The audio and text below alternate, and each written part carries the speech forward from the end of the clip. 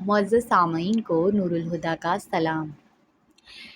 तो आज हम पढ़ने वाले हैं किस्त नंबर 2 नावल मुसफ़ की, जिसे लिखा है, आप लोग ज़रूर बताइएगा ये मुसफ़ है और इस लड़की का नाम महमल है या मोहम्मल है, क्या है आई डोंट नो। तो चलते हैं हम नावल की किस्त नंबर 2 की तरफ। उससे पहले चैनल को सब्सक्राइब कर दें, वीडियो को लाइक और शेयर कर दें। थैंक्स अ लॉट, शुक्रिया। चलें जी किस्त नंबर 2 की तरफ। शाम को इसने बहुत मेहनत से चॉकलेट सोफ़ले बनाया और जब वो खूब ठंडा हो गया तो ट्रे में सजाकर ऊपर सीढ़ियाँ चढ़ने लगी। अभी दूसरी सीढ़ी पर थी कि आरज़ू नीचे आती दिखाई दी। अच्छा, इससे पहले मैं आपको इस नावल का थोड़ा-सा रिकैप कर देती हूँ कि पहले नावल में क्या हुआ है। एक लड़की है जिसका नाम मोहम्मल है, इसके पापा की डेथ हो चुकी है और ये अपने एक ताया अब्बू हैं और 2 चाचू हैं, उनके साथ घर पे रहती है। लेकिन ये घर बेसिकली इसके पापा ही का था, लेकिन उनकी डेथ के बाद इन्होंने कब्ज़ा कर लिया जैसे नॉर्मली होता है। तो अब ये लड़की जो है ना, एक इसके ताए अब्बा का बेटा है फ़वाद, अब ये उसके थोड़े से गिर्द घूम रही है। तो वहाँ से फिर आगे नॉवल शुरू होता है। किस्त नंबर 2 इसकी शुरू हो रही है यहाँ से। अच्छा, दूसरी सीढ़ी पर थी कि आरज़ू नीचे आती दिखाई दी। ये किसके लिए है? वो माथे पर बल डाले लम्हा भर को रुकी। फ़ादी के लिए है। फ़वाद यानी वो जो इसके ताया अब्बू का बेटा है मोहम्मल के। जी, उन्होंने कल कहा तो था मेरे पास टाइम कहाँ था, आज भी किसी को याद ना आया तो बना ही दिया। इसने बेनियाज़ी से शान झटके। वो दूसरी सीढ़ी पर ट्रे उठाए मुंतज़र थी कि वो आरज़ू नीचे उतरे तो वो ऊपर जाए और डिनर की तैयारी कर ले। तुमने आरज़ू ज़ीने से उतर कर इसके सामने आ खड़ी है। अम्मा बना रही हैं। कोरमा बना लिया है, मम्मी ने कहा भी था, तुमने चेक किया? आप सीधी-सीधी कह दें कि मैं चली जाऊँ और आप ये ट्रे फवाद भाई को देकर अपने नंबर बना लें, तो लें, पकड़ें। इसने ट्रे ज़ोर से इसे थमाई। मुझे और भी काम करने हैं और खट-खट सीढ़ियाँ उतरकर किचन की तरफ चली गई। बदतमीज़, वो बड़बड़ाई, मगर महमल जानती थी कि इसकी बुलंद आवाज़ फवाद सुन चुका होगा। अब आरज़ू जो चाहे कर ले, वो जानता था कि काम किसने किया और नंबर कौन बनाना चाह रहा था। और फिर यही हुआ। रात खाने में जब मुसर्रत ने चॉकलेट सोफ़ले लाकर रखा तो फवाद ने सबसे पहले डाला। ये तुमने बनाया महमल? जी, वो सादगी से बोली। आरज़ू ने ननकुआरी से पहलू बदला। बहुत टेस्टी है। तुम ही रोज़ मीठा क्यों नहीं बनाती? इतनी फ़ारिग नहीं हूँ मैं, 100 काम होते हैं मुझे, एग्ज़ाम्स हो रहे हैं, मेरा दिल करेगा तो बना दिया करूँगी, वरना सब जानते हैं मोहम्मद से ये जी हज़ूरियाँ तो नहीं होती। अम्मा एक फुल्का मुझे भी दें। वो मसरूफ़ सी अम्मा के हाथ से फुल्का लेने लगी, जैसे इसे फवाद के तासुरात की परवाह ही नहीं थी। वो तायद सर हिलाकर सोफ़ले खाने लगा, मगर बार बार निगाह भटक कर इसके मोमी चेहरे पर जा टिकती थी। सोफ़ले को इसने हाथ भी नहीं लगाया था। वो किचन में खड़ी सिंक के सामने दोपहर के बर्तन धो रही थी जब सामने बड़ी सी खिड़की के पार आसमान पर सुनमई बादल इकट्ठे होने लगे। वो अभी तक स्पंज प्लेट में मारते हुए इस स्याह-फ़ाम लड़की के मुअल्लक़ सोच रही थी जिसे वो गुज़िश्ता कुछ दिन से एतराज़ बरत रही थी। ऐन बस के टाइम पर स्टॉप पर जाती और बेंच पर बैठने के बजाय ज़रा फ़ासले पर खड़ी हो जाती। ना तो दानिस्ता इस लड़की को देखती, ना इसके करीब जाती। मालूम नहीं क्यों इससे, इस लड़की से और इसकी किताब से खौफ़ महसूस होने लगा। बादल ज़रा गरजे तो वो चूंकि नीलीगी सुनहरी शाम पर ज़रा सी देर में छाया हो गई थी। बिजली चमकी और यकायक मोटी मोटी बूंदें गिरने लगी। महमल ने जल्दी जल्दी आखिरी बर्तन धोकर रैक में सजाए, हाथ धोए और बाहर लॉन की तरफ भागे। बारिश देखकर इसका दिल यूं ही मचल जाया करता था। महमल जाओ मुसर्रत से कहो, बल्कि ताई महताब जो बरामदे में कुर्सी पर बैठी लड़कियों से गपशप में मसरूफ़ थी, इसे आता देखकर हुक्म सादर करते करते रुकी। इसके चेहरे पर बारिश में खेलने का शौक रकम था। ताई ने लम्हा भर को सोचा और हुक्म में तरमीम कर दी, बल्कि जाओ पकौड़े बना लाओ, साथ में धनिए की चटनी भी, और मांस के लिए आलू के चिप्स फ्राई कर लो। इसके चेहरे पर फैला इश्तियाक फीका पड़ गया। इसने कदरे बेबसी से इनको देखा, मगर ताई अभी कैसे, वो बारिश बाद में करूँगी, वो मन मनाई। हाँ तो बारिश के लिए ही तो कह रही हूँ, जाओ शाबाश जल्दी करो। और निदा ये सूट फिर तुम्हें कितने का पड़ा था? वो निदा के दुपट्टे को उंगलियों में मसल कर सताइसी अंदाज में पूछ रही थी। सिर्फ 1,500 का ताई माँ, कल ही आपको भी ले चलती हूँ, वहाँ बहुत अच्छे प्रिंट्स आए हुए थे। आपका कॉम्प्लेक्शन वैसे भी तो फेयर है, आप पर तो हर रंग ही खुल जाता है। वो आपस में मसरूफ़ हो गई। महमल पैर पटकती अंदर आए, आलू छीलकर काटे, बेसन घोल कर रखा तो तभी ताई महताब की आवाज़ आई, मिक्स पकौड़े बनाना, फवाद को प्याज वाले पकौड़े बहुत पसंद हैं। پہاڑ میں یہ اس کی پسند۔ اس نے زور سے چھری سلیب پر پٹکتی۔ آلو قتلے میں کاٹتے، ابھی پھر ان کو چھوٹا کرنا پڑے گا۔ مرچی پیاز بھی کاٹنے پڑیں گے۔ شدت بے بسی سے اس کی آنکھوں میں آنسو آ گئے۔ تبھی فواد ماں کو پکارتا ہوا کچن کے کھلے دروازے پر ٹکتا کر رکا۔ کھلی جینز پر لمبا کرتا اور گلے میں مفلر کی طرح دوپٹہ لپیٹے، بھوری اونچی پونی ٹیل باندھے، وہ سر جھکائے کھڑی کٹنگ بورڈ پر ٹک ٹک پیاز کاٹ رہی تھی۔ آنسو گالوں پر چمک رہے تھے۔ محمل وہ بے چین سا قریب آیا۔ کیا ہوا؟ تم رو کیوں رہی ہو؟ میری مرضی، آپ لوگوں کو کیا؟ آپ لوگوں کو تو اپنے کھانے سے غرض ہوتی ہے۔ فواد کے دل میں جگہ بنانے کے سارے ارادے بھلا کر وہ تڑک کر بولی۔ پھر بھی کسی نے کچھ کہا؟ یہاں کہتا کوئی نہیں ہے، سب حکم صادر کرتے ہیں۔ اس نے چھری والے ہاتھ کی پشت سے گال صاف کیے۔ اور مجھ سے ابھی کوئی بات نہ کرے، میں بہت غصے میں ہوں۔ یا تو چھری مار دوں گی یا پکوڑے میں زہر ملا دوں گی۔ اچھا، وہ پتہ نہیں کیوں ہنس دیا تھا۔ وہ رک کر اسے دیکھنے لگی۔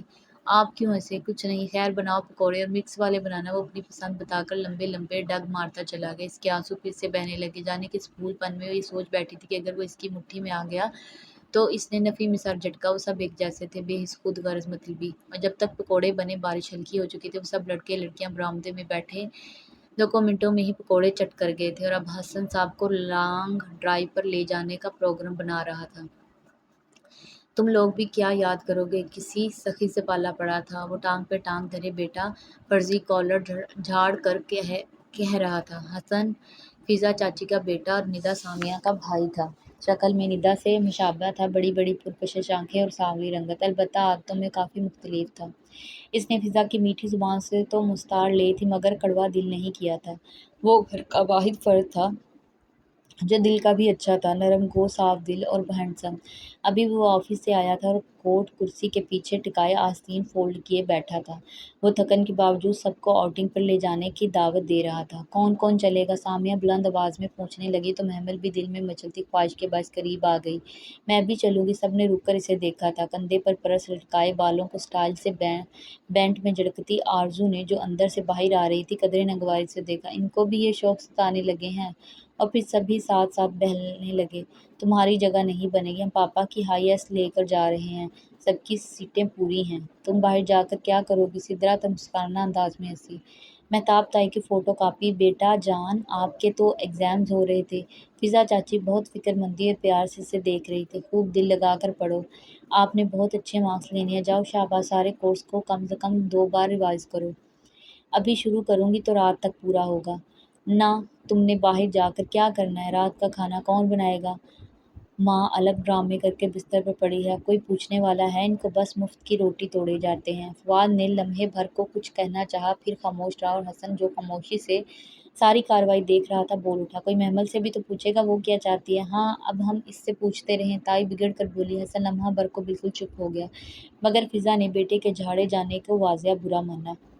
جاؤ تم اندر جاؤ، بس اتنا ہی کہہ سکی۔ تائی مہتاب سے مقابلہ ان کے بس کی بات نہ تھی۔ وہ پیر پٹک کر بھاگ کر کچن میں آیا اور سنک میں سر جھکا کر پھوٹ پھوٹ کر رونے لگی۔ کافی دیر بعد روتے روتے سر اٹھایا تو کھڑکی کے پار ڈائیور پر ہائی ایس باہر نکلتی نظر آئی۔ اس میں 1-2 لوگوں کی جگہ تو واضح بن جاتی تھی۔ بے اختیار اس کا دل چاہا کہ رات کے کھانے میں زہر ملا دے، اور کاش کہ وہ ایسا کر سکتی۔ ساری رات وہ وقفے وقفے سے آنسو بہاتی رہی، ٹھیک سے سو بھی نہیں سکی تھی۔ صبح اٹھی تو سر بھاری بھاری سا ہو رہا تھا۔ بمشکل ہی ایک سوکھا توس اور چائے کی پیالی حلق سے اتاری اور باہر نکل گئی۔ اسٹاپ پہ معمول کی ٹھنڈی صبح اتری تھی۔ بینچ پر وہ سیاہ فام لڑکی ویسے ہی خاموش سیدھے کی جانب دیکھ رہی تھی۔ گود میں سیاہ جلد والی کتاب رکھی تھی اور اس کے سیاہ ہاتھ کے کناروں پر مضبوط سے جمے تھے۔ آج وہ قدرے تھکی تھکی اور غمزدہ تھی۔ سو جا کر بینچ پر بیٹھ ہی گئی، 10 منٹ ہی کاٹنے تھے تو اتنا کیا احتراز برتنا۔ سیاہ فام لڑکی نے ذرا سی گردن اس کی جانب موڑ لی۔ رات کو ٹھیک سے سوئی نہیں؟ بس ایسے ہی۔ وہ دوسری جانب دیکھنے لگی۔ سامنے سڑک خالی تھی، دوسری طرف اکا دکا لوگ بس کے منتظر سے ٹہل رہے تھے۔ لوگوں کی ستائی ہوئی ہو، اس نے چونک کر اسے دیکھا۔ آپ کیسے کہہ سکتے ہیں؟ محتاط انداز میں پوچھا۔ تمہارے چہرے پر لکھا ہے، تمہارا دل غمگین اور دل بوجھل ہے، تم تکلیف میں ہو اور لوگوں کی باتیں تمہیں برداشت نہیں ہوتی ہیں نا؟ معلوم نہیں، اس نے بظاہر لاپرواہی سے شانے جھکائے، البتہ اندر دل زور سے دھڑکا تھا۔ اور تم مستقبل کے لیے خوف زدہ اور ماضی کے بارے میں غمگین ہو، شاید۔ شاید اب کہ وہ واضح چونکی تھی، بے اختیار ہی لبوں سے پھسلا تھا۔ تم اپنا مستقبل اور تمام پریشانیوں کا حل جاننا چاہتی ہو، کچھ ایسا ہو جس سے تمہیں تنگ کرنے والے لوگ تمہارے آگے پیچھے پھرنے لگیں، تمہارا محبوب تمہارے قدموں میں آ گرے، مال و دولت تم پر نچھاور ہو جائے، تم سب کو اپنی مٹھی میں کر کے دنیا پر راج کرو، کیا تم یہ نہیں چاہتی؟ ہاں، محمل نے بے بسی سے دیکھا، اس کا دل موم کی طرح پگھل رہا تھا، وہ سیاہ فام لڑکی اس کی ہر دکھتی رگ پر ہاتھ لے رہی تھی۔ میں یہی چاہتی ہوں، اور اگر میں تمہیں کچھ ایسا دوں تو کیا یہ کتاب؟ اس نے جھجکتے ہوئے پوچھا۔ اسے لگ رہا تھا وہ زیادہ دیر تک رزسٹ نہ کر پائے گی۔ ہاں، اگر تم یہ لوگی تو سب تمہاری مٹھی میں آ جائے گا، سب کچھ۔ محمل متذبذب سی لب کچلنے لگی، اس لڑکی کی باتیں بہت دل برفریب پرکشش تھی، اسے لگا وہ جلدی پھسل جائے گی، بہک جائے گی۔ کیا یہ سب اتنا آسان ہے؟ شاید نہیں۔ تمہیں اس کتاب کے عمل میں بہت مشکل لگے گی، مگر ایک دفعہ سیکھ جاؤ گی تو سب آسان ہو جائے گا، زندگی سہل ہو جائے گی، اور پھر جن کے لیے تم روتی ہو وہ تمہارے لیے روئیں گے، وہ تمہارے پیچھے آئیں گے۔ بس کا تیز ہارن اسے ماحول میں واپس لایا۔ وہ چونکی اور بیگ کا اسٹرپ کندھے پر ڈالے اٹھ کھڑی ہوئی۔ 10 منٹ ختم ہو چکے تھے، میری بس۔ وہ تیز تیز قدم اٹھاتی بس کی جانب بڑھی، دل ابھی تک زور زور سے دھک دھک کر رہا تھا۔ محبوب قدموں میں، لوگ مٹھی میں، دولت نشان، دنیا پر راج۔ کا یہ سب ممکن تھا؟ وہ اس کے کہے گئے الفاظ پر سارا راستہ غور کرتی رہی، لیکن پھر بار بار خود کو جھڑک دیتی۔ یہ کالے علم، سفلی علم، جادو ٹونے چلے وغیرہ برے کام تھے، اسے ان میں نہیں پڑنا چاہیے، اسے ایسا سوچنا بھی نہیں چاہیے۔ کالج کا دروازے پر اترتے ہوئے اس نے فیصلہ کر لیا تھا کہ وہ آئندہ اس سیاہ فام لڑکی کے قریب نہیں جائے گی، بینچ پر بیٹھے گی، نہ ہی اسے بات کرے گی۔ اسے ڈر تھا کہ اگر اس نے ایک بار بھی اس کی بات سن لی تو شاید وہ اسے قبول کر کے کسی ایسے گمنام رستے پر نکل پڑے جہاں سے واپسی کا سفر ناممکن ہو۔ اس دن سدرا کے رشتے کے لیے کچھ لوگ آ رہے تھے، یہ خبر مسرت نے اسے تب دی جب گھر بھر کی صفائی لڑکیوں کجی پھرتیاں دیکھ کر ماں کی طرف آئی تھی، ورنہ پہلے جب بھی اسپیئر میں لاؤنج کا دروازہ آہستہ کھول کر آتی تو گھر میں سناٹا اور ویرانی چھائی ہوتی، اور آج لمبی سی سامیہ بانس کے جھاڑو سے چھت کے جالے صاف کر رہی تھی۔ سدرا ڈرائنگ روم کی ڈیکوریشن کو ازسر نو ترتیب دے رہی تھی، ندا ماں کے سر پر کھڑی لان کی صفائی میں مشغول تھی، تو مہرین مہتاب تائی سے سر ہلاتی کچھ بات سنا رہی تھی۔ ایک آرزو ہی تھی جو ٹیرم پر ٹانگ پہ ٹانگ رکھی بیٹھی کانوں میں واک مین لگائے کسی میگزین کی ورق الٹ رہی تھی، بے پرواہ، بے نیاز اور مغرور، شکر کہ خوبصورت نہ تھی، ورنہ شاید وہ آسمان سے نیچے نہ اترتی۔ رشتہ سدرا کا ہے اور یہ خود غرض خاندان سارے کا سارا لگا ہوا ہے، مطلب۔ انہیں آہستہ بولو، مسرت نے گھبرا کر ادھر ادھر دیکھا، پھر آہستہ سے بتانے لگی، دراصل بھابی بیگم کا محض اندازہ ہے کہ رشتہ سدرا کا ہی ہوگا، نعمان بھائی کی بیگم نے خصوصاً کسی کا نام نہیں لیا، سو فضا کو شاید کوئی امید ہو۔ نعمان بھائی کون؟ تیرے ابا کے دور کے رشتے دار ہیں، ان کا بیٹا فرقان ایرونائیکل انجینئر ہے، بہت اچھا گھرانہ ہے، اور ایک بیٹی ہے شادی شدہ، آسٹریلیا میں رہتی ہے۔ بیگم نعمان نے کسی کے ذریعے کہلوایا، اور یہ ساری لڑکیاں اس امید پر لگی ہوئی ہیں کہ شاید ان کا رشتہ ہو جائے۔ واٹ رابش! وہ تمسخانہ ہنس کر کمرے کی طرف چل دی۔ شام میں مسرت نے اسے کچن میں مدد کے لیے بلوا لیا تھا، اچار، گوشت، بریانی، سیخ کباب، بوائلڈ مچھلی، اور کیا کچھ کریں گے آپ؟ وہ برتنوں کے ڈھکن اٹھا اٹھا کر جھانکتے ہوئے پوچھ رہی تھی۔ سب تو تیار ہیں، تم دو میٹھے اور اشین سلاد بنا دو، اور چائے کے ساتھ سنیکس بھی۔ چائے بھی اور کھانا بھی، اور کمر پر ہاتھ رکھے حیرت سے بولی، اتنا سب کچھ کس لیے؟ کیا اتنا کال تھا سدرا باجی کے رشتوں کے لیے؟ اوہ، آہستہ بولو، میں کسی سے ڈرتی ورتی نہیں ہوں، ابھی جا کر منہ پر بھی بول سکتی ہوں، اور تمہارے اس کے کہنے پر باتیں مجھے سننی پڑتی ہیں محمل۔ وہ تھکن سے آزردہ سی بولی تو وہ خاموش سی ہو گئی، پھر دوپٹے کی گرہ کس کر کام میں جت گئی۔ چائے کی ٹرالی اس نے بہت اہتمام اور محنت سے سجائی تھی، اس وقت بھی وہ پنجوں کے بل بیٹھی ٹرالی کے نچلے حصے میں پلیٹیں سیٹ کر رہی تھی، جب تک مہتاب کچن میں کچھ کہتی داخل ہوئی۔ سدرا ان کے پیچھے تھی۔ سب تیار ہے جی؟ اس نے بیٹھے بیٹھے گردن اٹھائی۔ مہتاب تائی قدرے عجلت میں نظر آ رہی تھی۔ ٹھیک ہے سدرا، تم یہ لے جاؤ، اور مٹھائی کدھر ہے؟ میرا خیال ہے چائے کے بعد ہی بات پکی کر دیتے ہیں، مٹھائی تب تک سیٹ کر لینا۔ وہ تو رشتہ مانگنے آئی ہے، بات اتنی جلدی پکی کر دیں گی؟ وہ حیرانی سے ہاتھ جھاڑتی کھڑی ہوئی، اور تائی بھی کسی اور موڈ میں تھی، سو بتانے لگی، ہاں تو اب مزید کیا انتظار، لڑکا اتنا اچھا اور خوش شکل ہے، اور پھر ہمارے پاس کوئی کمی تھوڑی ہے، منگنی آرام سے 2 مہینے تک کر دیں گے، اور شادی سال 1.5 سال تک۔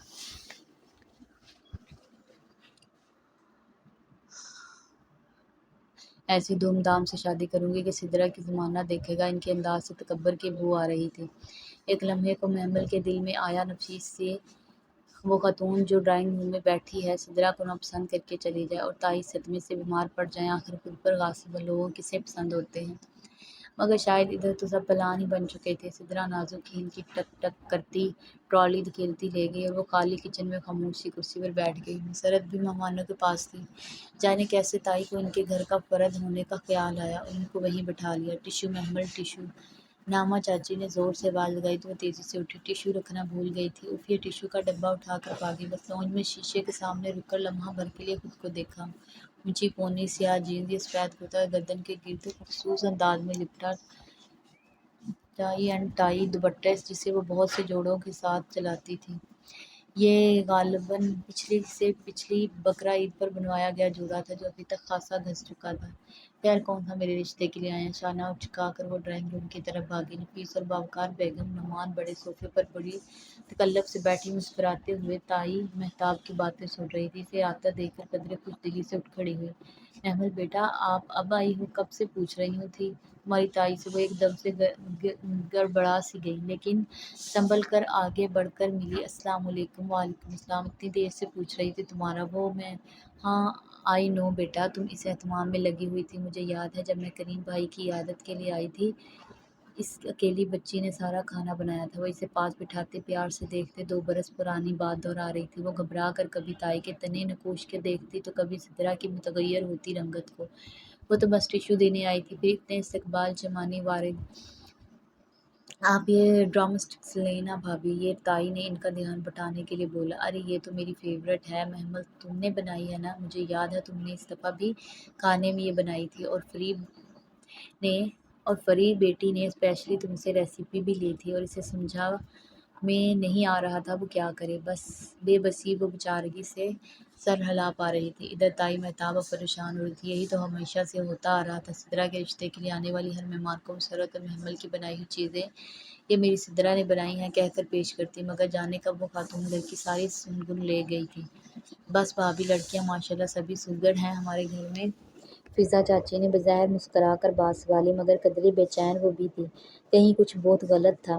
جی مگر یہ سب تو سدرا نے بنایا ہے، بیچاری صبح سے لگی ہوئی تھی، مسرت نے جلدی سے کہا۔ جی تائی مہتاب نے تائید کی۔ ویری گڈ سدرا بیگم۔ نعمان اب باکس پیٹیز لے رہے تھے۔ یہ باکس پیٹیز تو بہت اچھی بنائی ہیں سدرا، اس کی فلنگ میں کیا کیا ڈالا ہے؟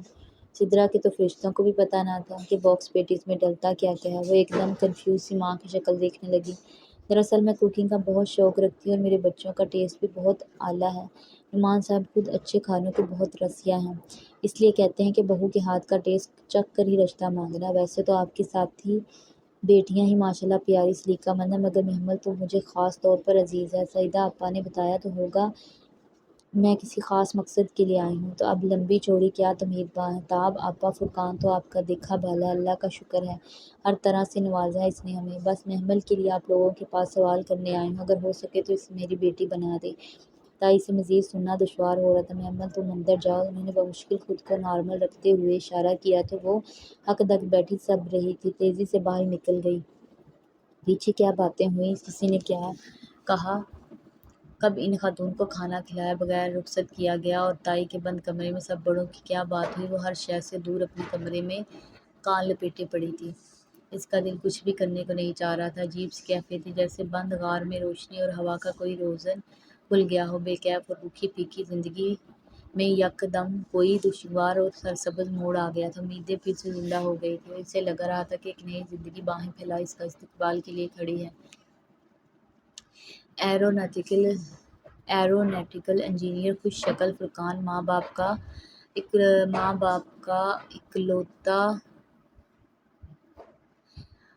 اکلوتا کھانے کا شوقین، اس کے لیے لب آپ مسکرانے لگے۔ انہوں نے سدرا کی جگہ میرا رشتہ مانگ کر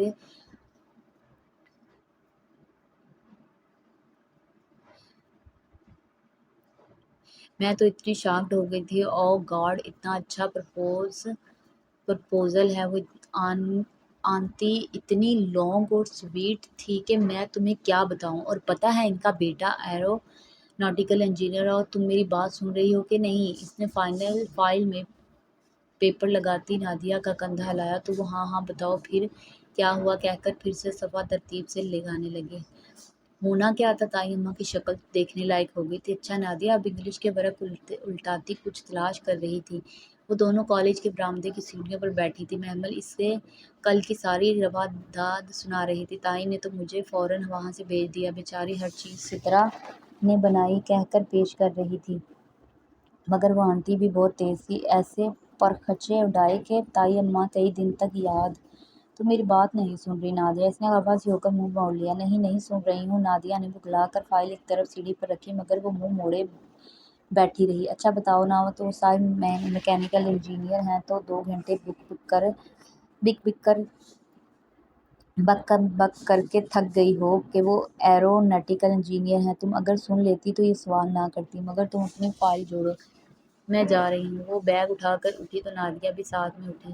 ارے ناراض تو نہ ہو۔ نہیں یار، سیریسلی ناراض نہیں ہوں، مجھے یاد آیا، مجھے میڈم مصباح سے ملنا تھا ایک کام کے لیے، میں تھوڑی دیر تک آتی ہوں، محمل نے بظاہر مسکرا کر کہا اور مڑ کر چل دی۔ جب وہ تیز سے سر جھکائے چلتی تھی تو اونچی پونی ساتھ ہی ادھر ادھر جھولتی بہت اچھی لگتی تھی۔ چند قدم دور اس نے مڑ کر نادیہ کو دیکھا۔ نادیہ بہت آرام سے بیٹھی اپنی فائل میں کچھ لکھ رہی تھی۔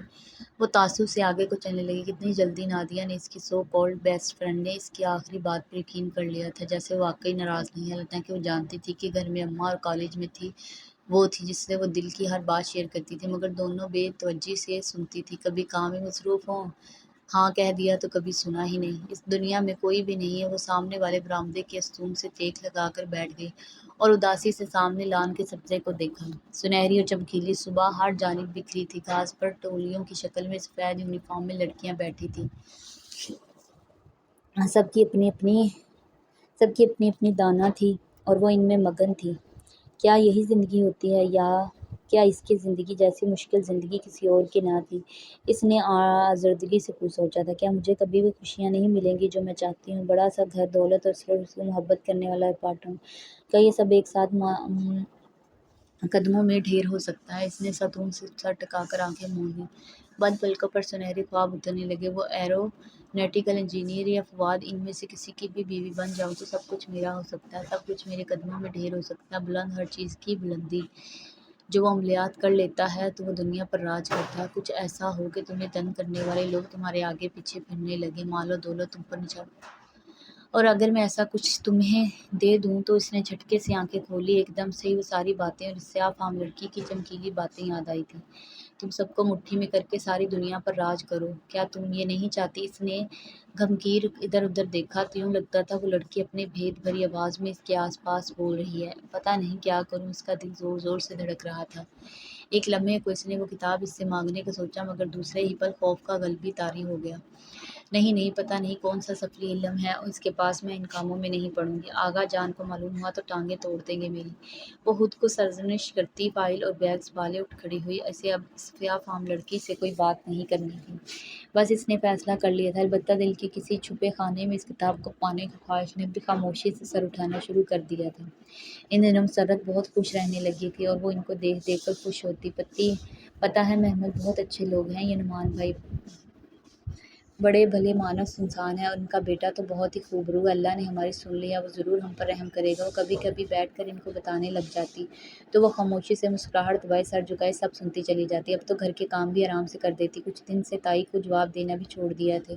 پہلی بار اس زندان سے نکلنے کی کوئی امید جو بندھی تھی سدرا البتہ اسے اٹھتے بیٹھتے عجیب نظروں سے ضرور دیکھتی تھی، محمل پر پرواہ نہ کرتی، مگر اس روز تو حد ہی ہو گئی۔ وہ شام کی چائے ٹرالی دکھالتی لان میں لائی تو سدرا نے ایک دم ہی اسے دیکھ کر منہ پھیر لیا، شاید ابھی تک ناراض، اس نے سوچا، اور پھر جیسے مداوا کرنے کے لیے سب سے پہلے سدرا کا کپ بنایا۔ سدرا آپی چائے، اور بڑی شائستگی سے مسکرا کر کپ بڑھایا۔ آپی میں تمہاری آپی لگتی ہوں؟ سدرا نے کپ لیتے لیتے زور سے پٹک دیا۔ گرم ابلتی چائے محمل کے گھٹنوں پر گری۔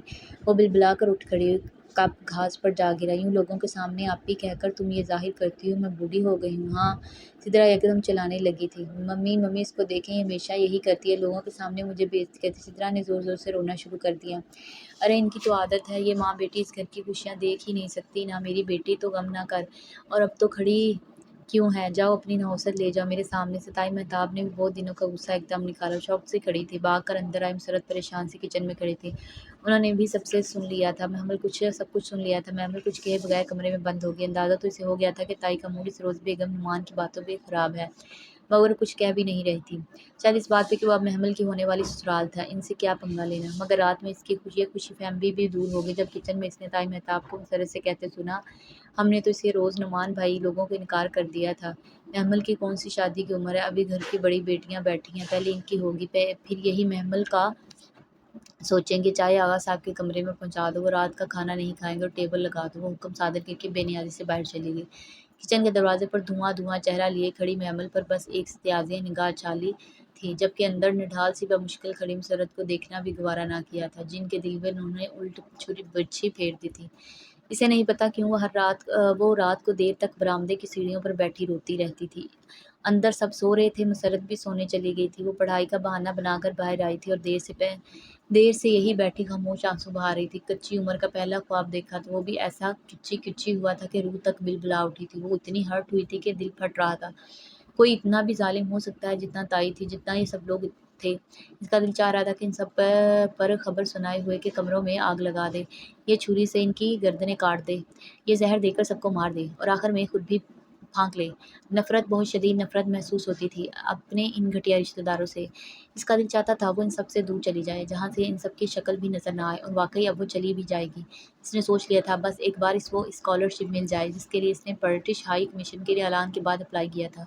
بھلے گھر کے جو حالات ہوں، اس نے ایف ایس سی تک بورڈ کے ہر ایگزام میں ٹاپ کیا تھا۔ ایف ایس سی سے پری انجینئرنگ میں ٹاپ کرنے کے باوجود اس کا انجینئرنگ کی طرف رجحان نہ تھا یا رہا نہ تھا۔ میتھز میں ایڈمیشن لے لیا تھا اور اسے امید تھی اب بھی وہی ٹاپ کرے گی، اور اگر اسکالرشپ مل جائے تو بہت آسانی سے اسے